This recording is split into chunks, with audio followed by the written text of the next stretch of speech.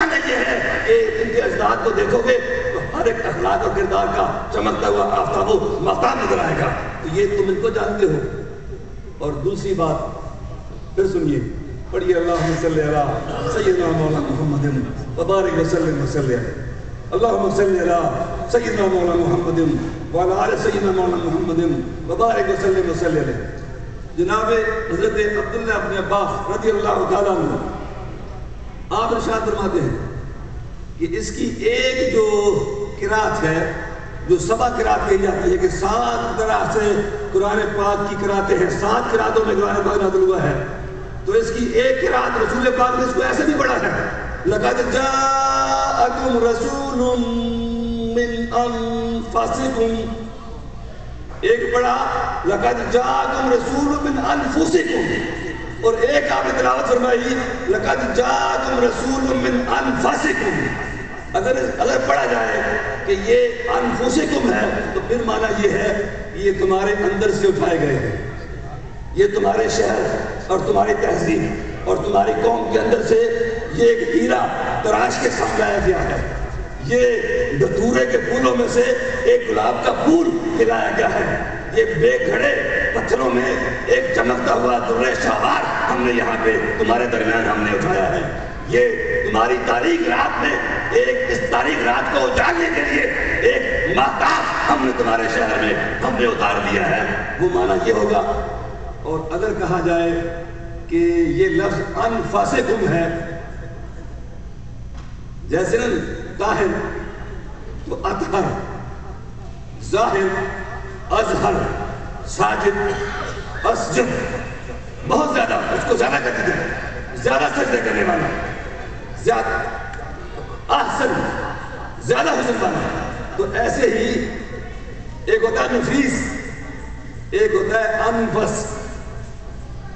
معنی یہ تھا لَقَدْ جَاءَكُمْ رَسُولٌ مِّنْ أَنفُسِكُمْ. اے لوگو، یہ جو تمہارے پاس شان والا رسول آیا ہے یہ تمہارے حسینوں میں سے حسین ترین ہے، یہ تمہارے جمیلوں میں سے جمیل ترین ہے، یہ تمہارے اچھوں میں سے بہترین ہے، یہ تمہارے اونچوں میں سے یہ بلند ترین ہے.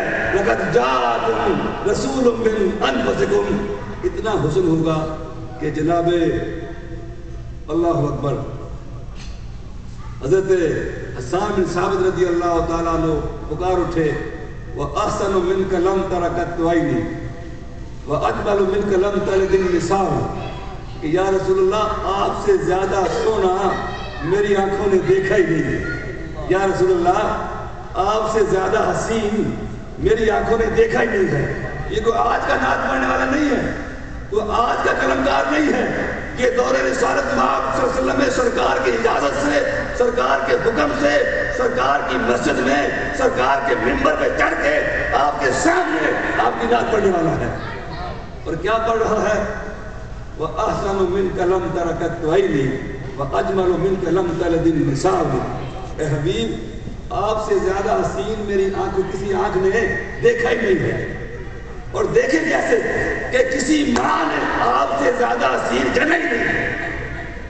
اور پھر کہا خلقت مبرأ من کل عیب کأنک قد خلقت کما تشاء.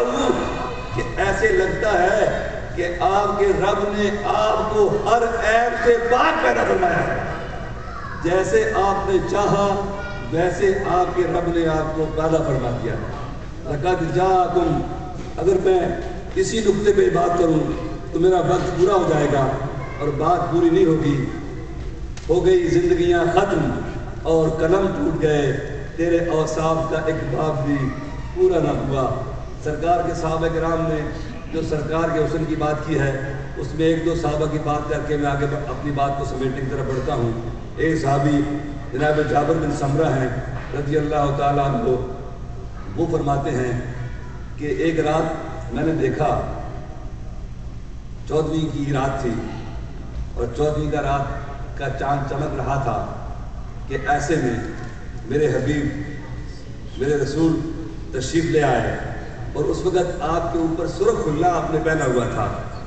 اور میری نگاہوں نے دیکھا تو مجھے عجب خیال آیا کہ میں آسمان کے چاند کو دیکھوں، 14ویں کے چاند کو دیکھوں اور پھر میں رب کے محبوب کو دیکھوں اور میری نگاہ فیصلہ کرنا چاہتی تھی کہ چودھری کا چاند زیادہ حسین ہے یا میرے حبیب کا چہرہ زیادہ حسین ہے.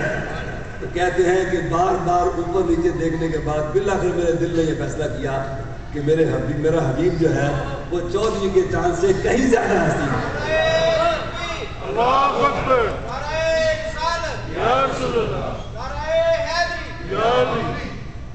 اسی بات کو پھر میرے شاہ صاحب نے کہا نا، مکھ چند بدر شاہ شانیے مت چمکے لاٹ نورانیے کالی زلف تے اک مستانیے مخمور اکھی ہند مد بھریاں. اسی بات کو سندھ کے شالتی نے کہا، شالتی بٹائی نے، چندر چمے سچ جے مٹھو مور نہ بھائے، چندر چمے سچ جے مٹھو مور نہ بھائے، کدائیں ابرے نندرو کدائیں ابرے گچ، یہ منہ بھرے مچ تم نائی پشانی پھرے دے. وہ کہتا ہے اے چودھری کے چاند اگر تم برا نہ مانے نا تو سچی بات کہہ دوں. سچی بات یہ ہے کہ تو جتنا بھی حسن لے کے آ جائے، اگر تو اپنے چہرے میں مچ یعنی آگ بھی بھر دے تو تب بھی تو میرے حبیب کا مقابلہ نہیں کر سکتا ہے. یہ جناب جابر بن سمرہ کی حدیث کا ترجمہ ہے بالکل.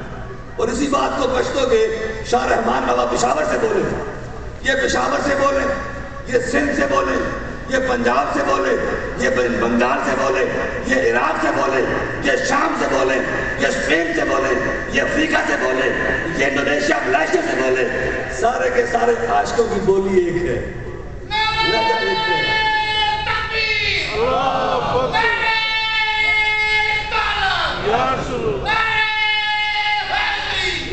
اس لیے کہ سب کا لہجہ ایک ہے، اس لیے کہ سب کا محبوب ایک ہے، سب کا مرکز ایک ہے، سب کا عقیدہ ایک ہے، سب کی سوچ ایک ہے.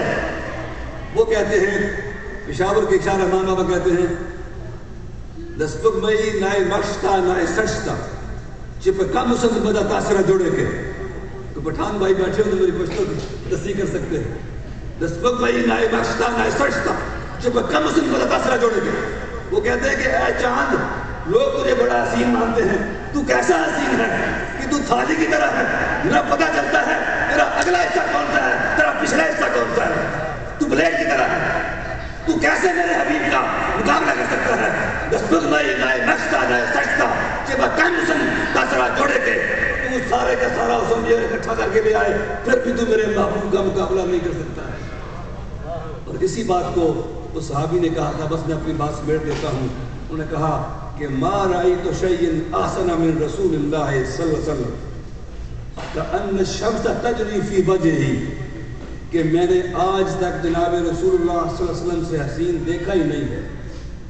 اور دیکھے بھی کیسے کہ ایسے لگتا تھا جیسے سورج اپنی تمام تر اجالوں کے ساتھ آپ کے رخساروں میں اتر آیا. یہ آپ کے حسن کی بات ہے.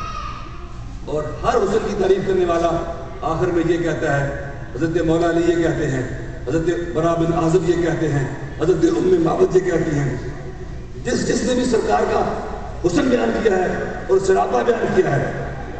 اکثر تو صحابہ یہ کہتے ہیں، ان سے جب پوچھا گیا کہ آپ سرکار کے چہرے کی ہمیں ذرا خبر کیجئے، تو وہ تو یہ کہتے تھے کہ بابا ہمیں کیا پوچھتے ہو، ہم نے تو کبھی آنکھ بھر کے دیکھنے کی ضرورت ہی نہیں کی تھی، ہم نے کبھی آنکھ بھر کے دیکھا ہی نہیں تھا. یہ 4 صحابہ کرام ہیں جنہوں نے آنکھ بھر کے دیکھنے کی حسرت نکالی ہے اور انہوں نے سرکار کا سرابہ بیان کیا ہے. اور بیان کرنے کے بعد کہتے ہیں، حضرت مولا علی فرماتے ہیں یقول نعتہ لم را قبلہ ولا بعدہ مثلہ، کہ آپ کی نعت کہنے والا